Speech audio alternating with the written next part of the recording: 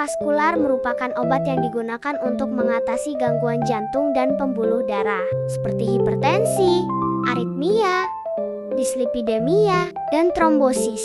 Penggunaan obat-obat ini sering bersifat jangka panjang dan dikombinasikan dengan obat lain, sehingga meningkatkan risiko terjadinya interaksi obat. Terapi kardiovaskular umumnya diberikan dalam jangka panjang, terutama pada pasien usia lanjut yang memiliki penyakit penyerta atau komorbid. Kondisi polifarmasi meningkatkan risiko terjadinya interaksi obat, terlebih karena banyak obat kardiovaskular memiliki astoris Narrow Therapeutic Index Astoris, sehingga perubahan kecil kadar obat dapat menimbulkan efek toksik.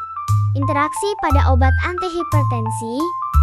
Antihipertensi bekerja menurunkan tekanan darah melalui berbagai mekanisme. Contoh interaksi penting 1-ACE inhibitor plus diuretik, penurunan tekanan darah berlebihan hipotensi. 2. Beta blocker plus CCB, non-dihydropyridine, penurunan denyut jantung dan risiko block off. Ketiga, diuretik tambah NSAID. Efek antihipertensi menurun karena retensi cairan. Interaksi antihipertensi dapat menyebabkan 1. Pusing dan sinkop, 2. Hipotensi ortostatik, 3. Bradikardia, 4. Gangguan elektrolit, hipokalemia, hiperkalemia, 5. Gagal jantung pada pasien rentan. Interaksi pada obat antiaritmia. Obat antiaritmia bekerja langsung pada sistem listrik jantung, sehingga sangat sensitif terhadap interaksi. Contoh interaksi 1. Antiaritmia tambah obat pemanjang interval, kita risiko torsade deep wangs. 2. Antiaritmia plus beta blocker, penurunan denyut jantung berlebihan. 3. Antiaritmia plus digoxin, peningkatan kadar dan toksisitas digoxin. Risiko klinis interaksi antiaritmia. Dampak yang dapat terjadi. 1. Aritmia baru yang lebih berbahaya. 2. Sinkop mendadak. 3. Gagal jantung akut. 4. Kematian mendadak. Interaksi pada obat antikoagulan. Antikoagulan digunakan untuk mencegah pembentukan trombus, namun memiliki risiko tinggi bila berinteraksi.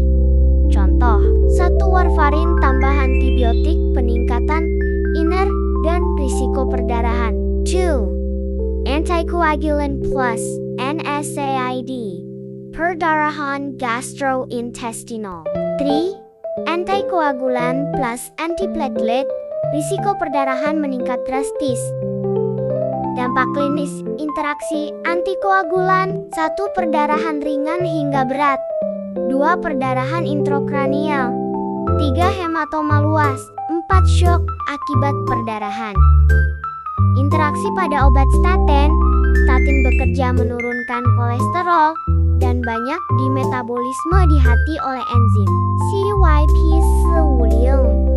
Contoh interaksi 1. Simvastatin plus inhibitor CYP3A4, peningkatan kadar statin. Arstatan jajos grapefruit, hambatan metabolisme. Sansatin ja February risiko rhabdomyolysis. Dampak klinis interaksi statin.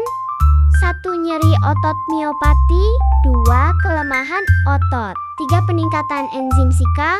4. Kerusakan ginjal akibat rhabdomyolysis. Mekanisme interaksi. Farmakokinetik.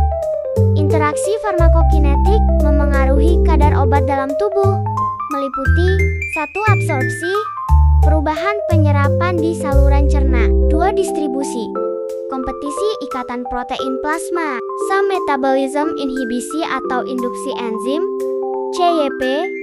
4. Eliminasi, gangguan fungsi ginjal atau hati. Interaksi farmakodinamik terjadi pada efek kerja obat, antara lain 1. Efek sinergis, efek makin kuat. 2. Efek aditif penjumlahan, efek. 3. Efek antagonis saling meniadakan. Contoh interaksi klinis penting. 1. Warfarin tambah antibiotik perdarahan. 2. Beta blocker tambah verapamil gagal jantung.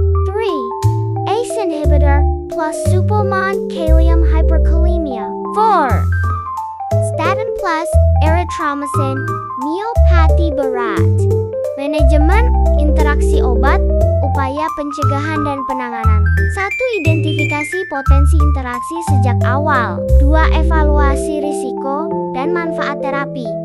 3. Penyesuaian dosis. 4. Penggantian obat yang lebih aman. 5. Edukasi pasien mengenai tanda bahaya. Monitoring terapi pasien. Monitoring diperlukan untuk mendeteksi efek interaksi. 1. Tekanan darah dan denyut jantung. 2. Inner pada antikoagulan. 3. Fungsi hati dan ginjal. 4. Keluhan pasien, pusing, perdarahan, nyeri otot. Peran tenaga farmasi. 1. Melakukan screening interaksi obat. 2. Memberikan konseling pasien. 3. Berkolaborasi dengan dokter. 4. Menjamin keamanan dan efektivitas terapi. Kesimpulan, interaksi obat kardiovaskular sering terjadi dan berisiko tinggi.